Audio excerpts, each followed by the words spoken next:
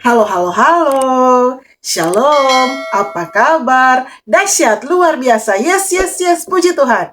Saya diberkati, kamu diberkati, kita semua diberkati. Amin. Berjumpa lagi dengan Inci Ike Fitri dalam Bina Anak Pelajaran yang kedua di tahun 2025. Nah, adik-adik, saat ini kita akan belajar tentang pribadi Yesus tentunya dalam kitab Injil Matius 2, Matius pasal 2 ayat 13 hingga ayat yang ke-18. Dengan judul Yesus menghindari bahaya. Wow. Yesus menghindari bahaya, adik-adik. Kok bisa ya? Mau tahu? Kita belajar bersama-sama ya. Dan sebelumnya Inci Ika ajak kita untuk mohon pimpinan kuasa Roh Kudus Tuhan. Kunci tangan, tutup mata, tunduk kepala, kita berdoa. Tuhan Yesus, saat ini kami mau belajar lagi tentang pribadi-Mu Tuhan. Terima kasih, kami mengucap syukur untuk setiap kesempatan yang Tuhan beri dalam kehidupan kami. Kami boleh ada sebagaimana kami ada, semua karena cinta kasih Tuhan dalam kehidupan kami. Tuhan Yesus, kami mohon urapan-Mu ya Tuhan, agar supaya apa yang kami mau belajar tentang pribadi-Mu benar-benar berasal dari Tuhan Yesus. Benar-benar kami boleh mengerti, pahami, bahkan kami boleh jadi pelaku firman-Mu. Tuhan, berkati hamba-Mu yang akan menyampaikan, biar kiranya seturut dengan kuasa-Mu, dengan pimpinan Roh Kudus-Mu Tuhan. Tuhan Yesus, kami mohon ampun apabila ada salah dosa yang kami perbuat melawan kehendak-Mu, sengaja ataupun tidak sengaja. Ini doa kami Tuhan, kami siap belajar, dalam nama Tuhan Yesus Kristus kami berdoa, haleluya, amin. Adik-adik yang diberkati Tuhan, siapkan Alkitabnya, kita akan baca bersama. Namun, Inci Ika akan memakai kitab Alkitab dengan edisi ya, terjemahan yang baru ya. Isinya juga tetap sama adik-adik. Kita mulai, kita baca bersama-sama Matius pasal 2 ayat 13 hingga ayat yang ke-18. Ada dua judul perikop kali ini. Yang pertama, menyingkir ke Mesir. Yang kedua, pembunuhan anak-anak di Bethlehem. Kita mulai adik-adik. Setelah orang-orang Majus itu berangkat, tampaklah malaikat Tuhan kepada Yusuf dalam mimpi dan berkata, "Bangunlah, ambillah anak itu serta ibunya, larilah ke Mesir dan tinggallah di sana sampai aku berfirman kepadamu, karena Herodes akan mencari anak itu untuk membunuh dia." Yusuf pun bangun dan mengambil anak itu serta ibunya malam itu juga, lalu menyingkir ke Mesir dan tinggal di sana hingga Herodes mati. Hal itu terjadi supaya digenapi apa yang difirmankan Tuhan melalui nabi, "Dari Mesir kupanggil anakku." Ketika Herodes tahu bahwa ia telah diperdaya oleh orang-orang Majus itu, ia sangat marah. Lalu ia menyuruh membunuh semua anak di Bethlehem dan seluruh wilayah sekitarnya, yaitu anak-anak yang berumur 2 tahun ke bawah sesuai dengan waktu yang ditanyakannya dengan teliti kepada orang-orang Majus itu. Dengan demikian digenapi firman yang disampaikan melalui Nabi Yeremia.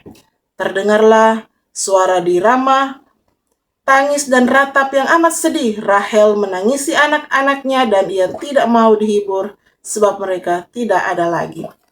Demikian pembacaan Alkitab kita kali ini.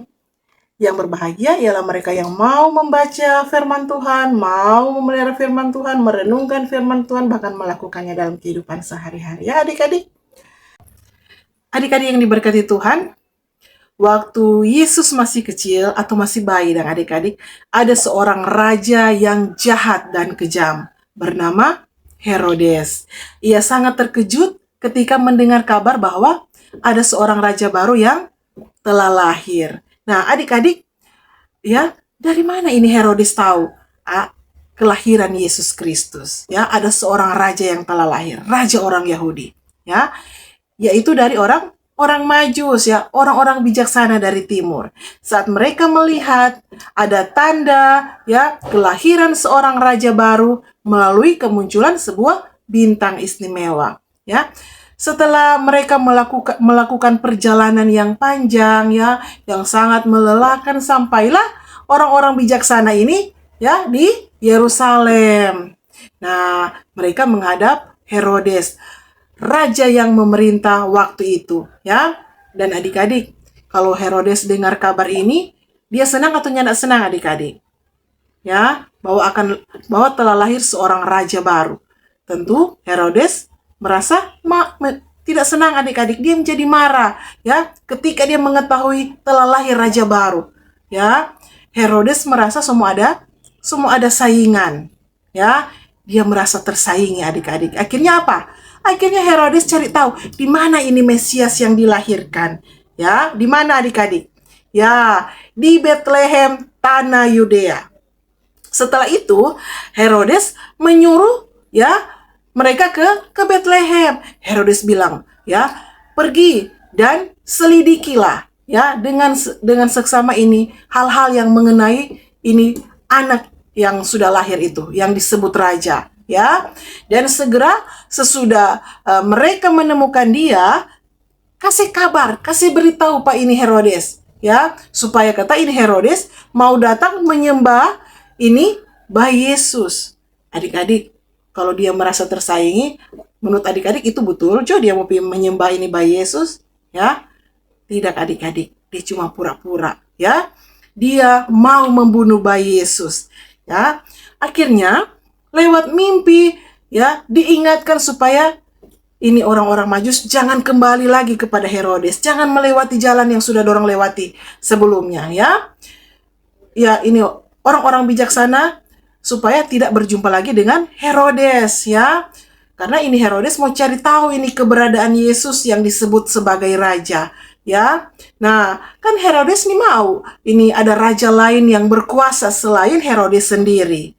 Sehingga malaikat Tuhan memperingatkan Yusuf lewat mimpi supaya Yusuf membawa Yesus, ya, membawa bayi Yesus dan ibunya Maria, ya, menyingkir ke Mesir, ya, untuk disembunyikan, ya, sembunyikan mereka di sana. Nah, sampai ada pemberitahuan lagi bahwa kalau sudah aman, ya, karena Herodes ingin membunuh Yesus, ya.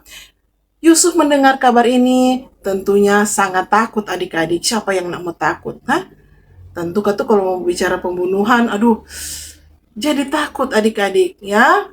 Jadi ya, tapi Yusuf tetap percaya akan Allah, ya. Dia percaya akan kuasa Allah, sehingga Yusuf pun dengar-dengaran dia membawa Maria dan Yesus menuju ke Mesir adik-adik. Mereka menempuh perjalanan yang jauh dan melelahkan, melewati padang pasir adik-adik, ya. Mereka tinggal di Mesir sampai Raja Herodes meninggal. Ya, setelah Herodes meninggal, malaikat Tuhan kembali menemui Yusuf dalam mimpi dan malaikat itu berkata, Yusuf, sekarang sudah aman. Kalian bisa kembali lagi ke tanah Israel. Nah, Yusuf dan Maria juga bayi Yesus pun kembali ke tanah kelahiran mereka, ya. Nah, adik-adik yang diberkati Tuhan, dalam cerita ini Allah menghindarkan Yesus dari bahaya. Bukan karena takut ya adik-adik, menghindar dari bahaya bukan berarti penakut. Mengalah bukan berarti kalah, ya. Tetapi ada rancangan Tuhan yang luar biasa, ada misi Tuhan yang luar biasa yang harus diselesaikan Yesus, ya. Kan, nah mungkin bayi Yesus akan meninggal dengan sia-sia. Ada kepentingan kerajaan Allah di dalamnya yang harus diselesaikan. Ya adik-adik, ada jalan Via Dolorosa yang harus dilewati Yesus untuk kita semua.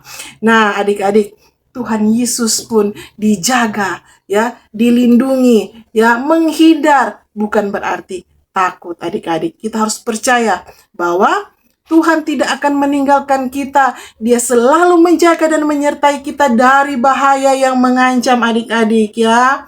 Kalau kita benar-benar hidup setia, takut akan Tuhan, mengandalkan Tuhan, berdoa, berjaga-jaga, Tuhan akan menunjukkan jalan-jalannya bagi kita, menghindarkan dari bahaya, ya. Jadi Allah kita bukan penakut, ya, tapi kita punya Allah yang hebat, dahsyat dan luar biasa, yang memiliki strategi yang luar biasa untuk hidup kita, ya. Dia merancangkan rancangan-rancangan yang luar biasa untuk masa depan kita, ya. Seperti Yesus yang harus melewati proses hidup karena dia meleburkan diri menjadi manusia. Adik-adik pun Yesus harus melewati proses hidup adik-adik seperti kita, merasakan bagaimana ini manusia kalau menderita seperti apa, ya, walaupun dia berkuasa sebenarnya. Nah, adik-adik yang diberkati Tuhan semua karena cinta Yesus kepada kita, ya. Jadi adik-adik yang diberkati Tuhan, ya, kalau orang lari dari bahaya, menghindarkan diri, menjauhkan diri dari bahaya bukan berarti tanda bahwa seorang itu kurang beriman ya adik-adik atau nyanda beriman. Ya, tetapi merupakan sikap yang bijaksana, ya, berhikmat dari seorang yang beriman. Ya, dengan hikmat Tuhan, ya, kita harus minta hikmat Tuhan di dalam mengiring Yesus, ya. Nah, adik-adik, kalau misalnya ada orang bilang, orang kan punya Tuhan yang dahsyat, yang berkuasa, yang bisa melindungi orang. Iya, benar adik-adik. Tetapi kalau orang so dengar bahwa jangan orang lakukan, ada yang so sampaikan, orang jangan melanggar peraturan, jangan sekali-kali orang coba. So tahu-tahu ini situasi misalkan ya adik-adik, ada virus.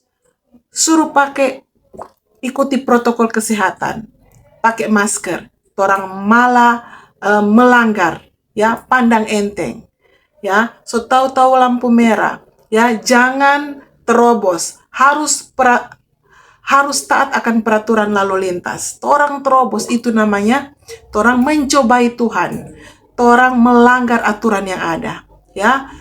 Jangan orang mencobai Tuhan. Itu namanya orang pandang enteng dengan aturan-aturan yang ada. So tahu ada kasih larangan, jangan langgar, orang langgar. So, karena orang pikir orang Tuhan, orang punya Tuhan yang berkuasa. Jangan mencobai Tuhan. Ya, jangan pandang enteng aturan-aturan yang ada. Semua untuk orang keselamatan diri sendiri. Bukan juga untuk orang diri sendiri, tetapi untuk keselamatan orang lain yang ada di sekitar kita. Ya, jadi itulah Yesus harus diungsikan ke Mesir. Bayi Yesus supaya bayi Yesus tidak mati sia-sia. Ya, karena ada misi, ada tugas yang harus diselesaikan Yesus. Ya, ada tugas kepentingan kerajaan Allah yang harus diselesaikannya untuk keselamatan kita umat manusia. Jalan via dolorosa yang harus dia lewati. Ya adik-adik, jadi Tuhan punya rencana untuk masa depan kita. Masa depan adik-adik. Kalaupun Tuhan belum menjawab doa adik-adik, ya, Tuhan sedang menghindarkan adik-adik dari segala dampak-dampak yang buruk. Ya, dengan demikian terpujilah Yesus Kristus lewat firman-Nya. Saat ini kita akan masuk di dalam ayat hafalan. Ayat hafalan kita terdapat di dalam Matius pasal 2 ayat 14. Maka Yusuf pun bangunlah, diambilnya anak itu serta ibunya malam itu juga, lalu menyingkir ke Mesir. Matius pasal 2 ayat 14. Demikian, kita akan akhiri dengan berdoa. Kunci tangan, tutup mata, tunduk kepala, kita berdoa. Tuhan Yesus, terima kasih kami boleh belajar lagi tentang pribadi-Mu. Tolong kami Tuhan, agar supaya kami juga boleh memiliki hikmat di dalam mengiring Tuhan, agar supaya kehidupan kami tidaklah sia-sia, tapi kami boleh selalu mengandalkan Tuhan, mendengar suara Tuhan, dengar-dengaran taat pada aturan yang ada, sehingga kehidupan kami pun ada dalam rancangan Tuhan. Sehingga Tuhan, kami benar-benar menjadi murid-murid Tuhan Yesus yang setia. Terima kasih ya Tuhan, berkati kami semua, anak-anak-Mu Tuhan, biar kiranya Engkau akan memfasilitasi anak-anak ini untuk menggapai cita-cita mereka. Ini doa kami ya Tuhan, hanya di dalam nama Tuhan Yesus Juru Selamat yang hidup kami berdoa dan mengucap syukur. Amin. Nah adik-adik yang diberkati Tuhan, terima kasih yang sudah belajar bersama-sama menyaksikan YouTube channel ini. Tuhan Yesus memberkati kita semua. Sampai jumpa pada pembelajaran minggu depan. Shalom. Sampai jumpa.